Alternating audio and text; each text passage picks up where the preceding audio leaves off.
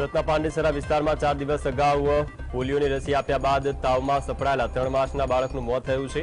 પોલિયોની રસી આપ્યા બાદ બાળકને સતત તાવ આવતા બાળકને સિરપ સહિતની દવા ખાનગી ક્લિનિકમાં તબીબ દ્વારા લખી આપવામાં આવી હતી, જે બાદ બાળકને તાવ આવતા દવા આપી અને ત્યારબાદ બાળક ઊંઘમાંથી ઉઠ્યું જ નહીં, જ્યાં બાળકને સારવાર માટે 108 દ્વારા નવી સિવિલ હોસ્પિટલ લઈ જવાતા તબીબે તેને મૃત જાહેર કર્યું હતું।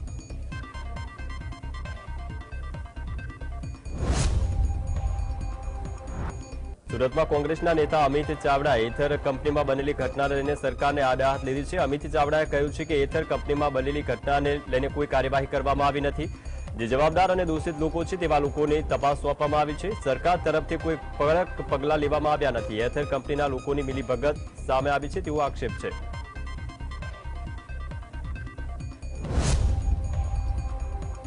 મહેસાણા કાવેરી સ્કૂલના વિદ્યાર્થી પાસે મજૂરી કરાવતો વિડીયો સામે આવ્યો છે। 1 વર્ષના જૂના વિડીયોમાં જોઈ શકાય છે કે વિદ્યાર્થીઓ પાસે સ્કૂલમાં ચણતર માટેની ઈંટો ઉપાડવામાં આવી રહી છે। મહેસાણા મોઢેરા રોડ પર આવેલી કાવેરી સ્કૂલનો આ વિડીયો હોવાનું જાણવા મળ્યું છે। વિદ્યાર્થીઓ ઈંટો લઈને ઉપરના માળે જઈ રહ્યા છે તેવા દ્રશ્ય આપ ટીવી સ્ક્રીન પર જોઈ રહ્યા છો।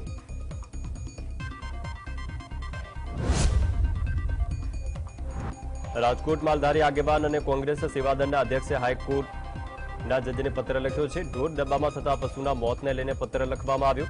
ઢોર ડબ્બામાં રોજના 10 થી 15 પશુના મોત થતા હોવાનો પત્રમાં ઉલ્લેખ કરાયો છે। કોર્ટમાં અધિકારીઓ દ્વારા ખોટા પુરાવા રજૂ કરી લૂલો બચાવ કરવામાં આવતો હોવાનો પણ આક્ષેપ કરાયો છે।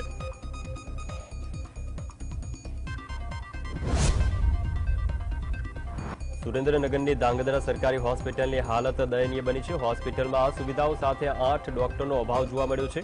24 કલાક સુધી દર્દીઓ હોસ્પિટલમાં પડ્યા રહેવા છતાં દર્દીઓને સારવાર આપવામાં આવી નહીં હોવાનો આક્ષેપ છે। ધાંગધ્રાના ધારાસભ્ય પ્રકાશ વરમોરાએ આ બાબતે તંત્રનું ધ્યાન દોર્યું હોવા છતાં પરિસ્થિતિ હજુ પણ સુધરી નથી।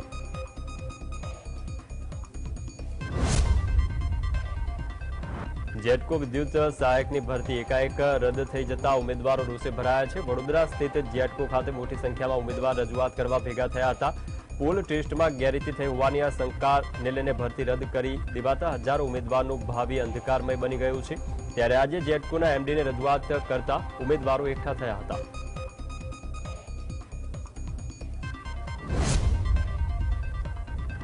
વડોદરા શહેરમાં વિદ્યુત સહાયકો દ્વારા વધુ એકવાર વિરોધ પ્રદર્શન શરૂ કરવામાં આવ્યું છે। વડોદરા જેટકોની ઓફિસ પર ઉમેદવારો બહોળી સંખ્યામાં આવી પહોંચ્યા હતા।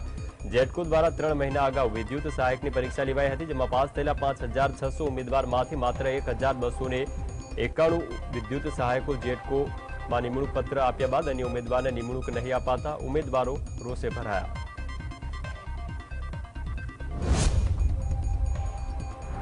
ગુજરાતમાં ઠંડીનો ચમકારો યથાવત જોવા મળ્યો છે। અમદાવાદમાં લઘુત્તમ તાપમાન 16 ડિગ્રીની આસપાસ નોંધાયું।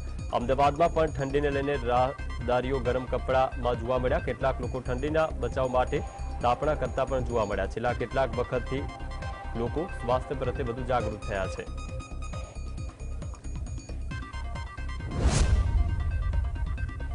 રાજકોટમાં શહેરી વિસ્તારમાં દીપડો જોવા મળતો લોકોમાં ફફડાટ જોવા મળ્યો છે। શહેરના પશ્ચિમ ઝોનમાં આવેલા વગુદળ ઉદ્યાન પાસે મિયાવાકી જંગલ આસપાસ દીપડો દેખાયો। આ દીપડો એક ભૂંડનો શિકાર પણ કર્યો હતો। શહેર વિસ્તારમાં દીપડો હોવાની જાણ થતાં વન વિભાગ દ્વારા તેને પકડવા માટે કામગીરી હાથ ધરાઈ છે।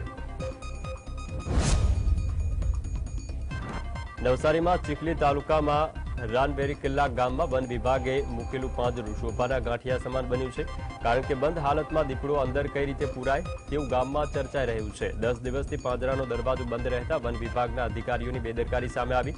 10 દિવસ પહેલા દીપડો દેખાતા વન વિભાગના અધિકારીએ પાંજરું મૂકી માત્ર ખાનાપૂર્તિ કરીને સંતોષ માન્યો છે।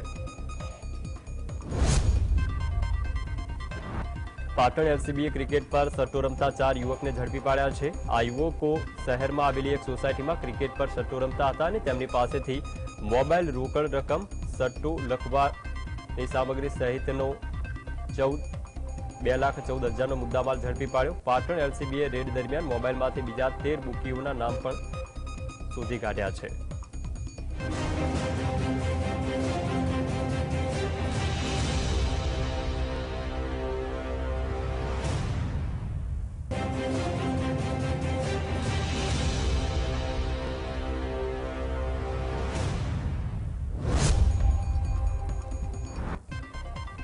સમગ્ર ગુજરાત રાજ્યમાં રાજસ્થાનથી દારૂનું મોટું નેટવર્ક ચલાવનાર બિશ્નોઈ ગેંગના મુખ્ય સૂત્રધાર અશોક બિશ્નોઈની શહેર પીસીબીએ ધરપકડ કરી છે.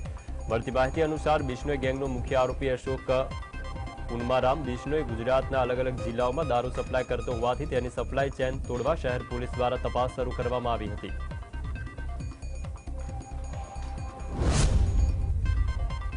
સાબરકાંઠા જિલ્લાના તલોદના મુઢુકા ગામેથી વન વિભાગની મદદથી દીપડો પાંજરે પુરાયો છે. વહેલી સવારે દીપડો દેખાતા ગ્રામજનોમાં ભય જોવા મળ્યો.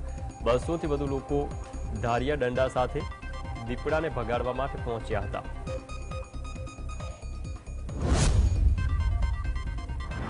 રાજકોટમાંથી શેરબજારના મોટા કૌભાંડનો પર્દાફાશ થયો છે. અમુક નક્કી કરેલી કંપનીઓના 10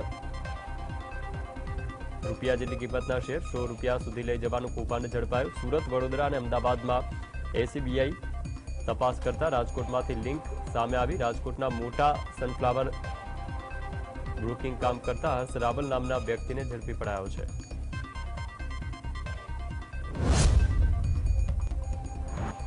હેમચંદ્રાચાર્ય ઉત્તર ગુજરાત યુનિવર્સિટી જમીન વળતર ચૂકવવાનો મામલો. પાટણના સિનિયર પ્રિન્સિપલ જજે યુનિવર્સિટીની જંગમ મિલકત જપ્ત કરવા વોરંટ ઇસ્યુ કર્યું છે. અરજદાતા નેન્દ્રાના નંદોલિયા પરિવારે જમીન વળતર પેટે 11,54,16,706 ચૂકવવા યુનિવર્સિટીને હુકમ કરાયો છે.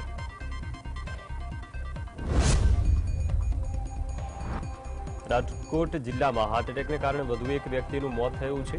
શહેરના કોટેચા ચોકમાં આવેલી ઓનેસ્ટ હોટલના માલિક 48 વર્ષીય ગૌતમભાઈ વાળાને હાર્ટ એટેક આવતા તેમનું મૃત્યુ થયું.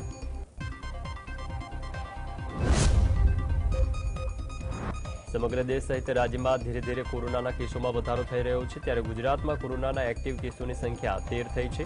ત્યારે રાજકોટમાં કોરોનાના વધતા કેસને પગલે અને નવા વેરિયન્ટથી ડરવાની જરૂર ન હોવાનું ઋષિકેશ પટેલે જણાવ્યું છે.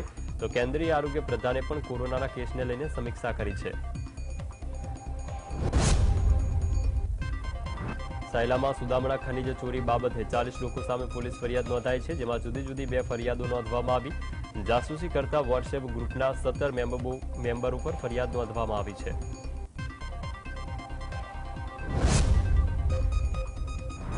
સુરતમાં એક સોશિયલ મીડિયા ઇન્ફ્લુએન્સરને વિડીયો બનાવવો ભારે પડ્યો છે. સોશિયલ મીડિયામાં એક્ટિવ રહેતા પિયુષ ધાનાણીની વાહન ચાલકો સાથે બોલાચાલી થયા બાદ તેના પર જીવલેણ હુમલો કરવામાં આવ્યો. જોકે કાપોદ્રા પોલીસે 4 હુમલાખોરોની ધરપકડ કરી વાહન ચાલકોનો વિડીયો બનાવી સોશિયલ મીડિયામાં વાયરલ કરનાર જતા બબાલ થઈ હતી. જેતપુરમાં ભાદર નદી પરના રેલવે પુલ પરથી 2 વ્યક્તિ નીચે પટકાયા હતા. જેમાં એકનું મોત થયું છે અને એક વ્યક્તિ ઇજાગ્રસ્ત થયો છે. જેતપુરના સાડીના કારખાનામાં કામ કરતા 2 પરપ્રાંતીય મજૂરો રેલવેના પાટા પર ચાલીને જતા હતા. ત્યારે અચાનક ટ્રેન આવી જતા બચાવ માટે પુલ પરથી પડતું મૂક્યું હતું.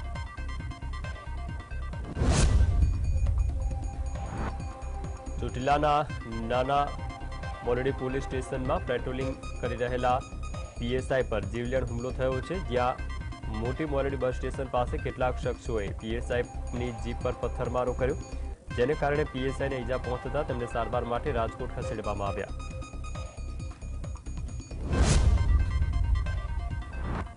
પાપર દિયોદર હાઈવે પર પ્રેમી પંખેડાએ ઝેરી દવા પીને આત્મહત્યા કરવાનો પ્રયાસ કર્યો છે. જેમાં યુવતીનું ઘટના સ્થળે મોત થયું, જ્યારે યુવકને સારવાર માટે ખસેડાયો છે. નવસારીના ગણદેવી તાલુકાના બિલીમોરા શહેરમાં ગઠિયાઓએ પરિણીતાને ખોળવીને 4 તોલાના દાગીના ચોરી ગયા હતા. જ્યાં ગઠિયાઓએ પોલીસ હોવાની ઓળખ આપીને મહિલાને રોકી હતી અને વાતોમાં ઢોળવી દીધી અને બાદમાં મહિલાને 1.5 તોલાનું મંગલસૂત્ર સહિત અને ઘરેણાં લઈને ફરાર થયા હતા. મહેસાણા જિલ્લાના કડીથી વોટવા રોડ પર ડમ્પરની ટક્કરે બાઇક ચાલકનું મોત થયું છે. કડા ગામ પાસે ડમ્પર ચાલકે બાઇક ચાલકને અડફેટે લીધા હતા. બાઇક ચાલકને ગંભીર ઇજા પહોંચતા તેનું મોત થયું. ટક્કર મારી ડમ્પર ચાલક ડમ્પર મૂકી ફરાર થયો છે.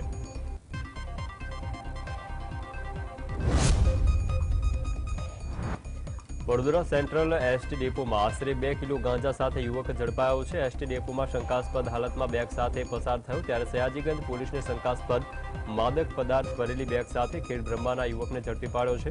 ખેડબ્રહ્મામાંથી બસ દ્વારા સચિન પ્રજાપતિ નામનો યુવક અંકલેશ્વર ડિલિવરી કરવા જતો હતો તે દરમિયાન જ તેને દબોચી લેવાયો છે। સુરતના અલથાણ કેનાલ રોડ ઉપર જૈન લોકોના ધાર્મિક પ્રસંગમાં સોનાની 6 ચેન ચોરી કરનાર ઠગ ગેંગની ધરપકડ કરાઈ છે। સતત 3 દિવસ સુધી સુરત ક્રાઇમ બ્રાન્ચ દ્વારા તપાસ હાથ ધરાઈ હતી। છેવટે આ ગેંગની ઝડપી લેવાઈ છે। ડીસામાં નકલી ઘી બાદ નકલી પોલીસ કર્મચારી ઝડપાયો છે। અશોક ચૌધરી નામનો યુવક નકલી પોલીસ બનીને લોકોને લૂંટતો હતો। ડીસા શહેર દક્ષિણ પોલીસે નકલી પોલીસને ઝડપી પાડ્યો છે। પોલીસે આરોપીને કોર્ટમાં રજૂ કરી 3 દિવસના રિમાન્ડ પણ મેળવ્યા છે। પોરબંદરમાં ચોરીના આરોપમાં કાચા કામના કેદીનું કસ્ટડિયલ મોત થયું છે। આરોપી કનૈયા ગોહિલ નામના 38 વર્ષીય કેદી કીર્તિ મંદિર પોલીસ સ્ટેશનમાં 5 દિવસની જેલમાં સજા હેઠળ હતો। કનૈયા ગોહિલને છાતીમાં દુખાવો પડતા તેને રાજકોટ સિવિલ હોસ્પિટલ ખસેડાયો, જ્યાં તેને મૃત જાહેર કરાયો।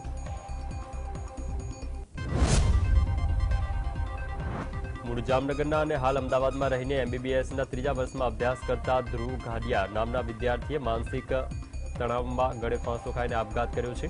અમદાવાદની બીજે મેડિકલ કોલેજમાં અભ્યાસ કરતા ધ્રુવ નામના વિદ્યાર્થીએ આપઘાત કર્યો। ધ્રુવે બીજે મેડિકલ કોલેજની અંદર ગ્રેજ્યુએટ વિદ્યાર્થીઓ માટેની હોસ્ટેલ સોપાન 8માં 5મા માળે ગળે ફાંસો ખાધો।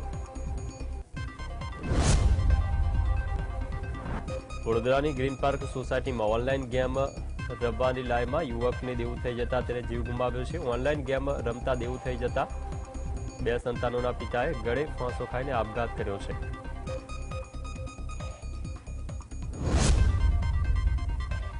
સુરતમાં ₹39.64 લાખની છેતરપિંડી મામલે ભાજપના પૂર્વ કોર્પોરેટર અનિલ ભોજની ધરપકડ કરવામાં આવી છે। મળતી માહિતી અનુસાર ભાઈ સાથે મળી વેડ રોડ પર બચત યોજના ચલાવીને 31 લોકો સાથે છેતરપિંડી કરી અને ચોક બજાર પોલીસ મથકમાં ફરિયાદ નોંધાઈ હતી, જેને પગલે ચોક બજાર પોલીસે ગુનો નોંધી અનિલ ભોજ અને તેના ભાઈની ધરપકડ કરી હતી।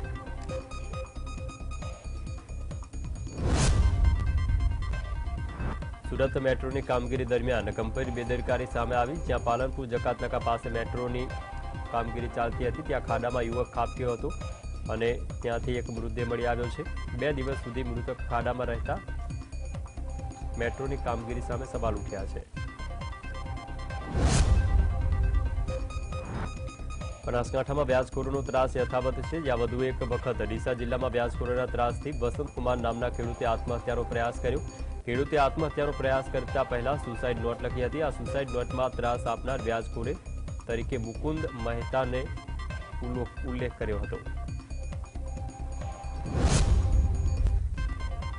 ભાવનગરના ગારિયાધારમાં 2 વ્યાજખોરોના ત્રાસથી યુવકે ઝેરી દવા પીને આપઘાતનો પ્રયાસ કર્યો, જ્યાં ઇલિયાજ ચૌહાણ અને સુહિલભાઈ નામના વ્યાજખોરો યુવકને ફોન કરીને ધાક ધમકીપૂર્વક પૈસાની ઉઘરાણી કરતા હતા અને ફોન પર બીભત્સ ગાળો આપી હતી, જે બાદ યુવકે ઝેરી દવા ગટગટાવી હાલ યુવકને સારવાર માટે ખસેડાયો છે।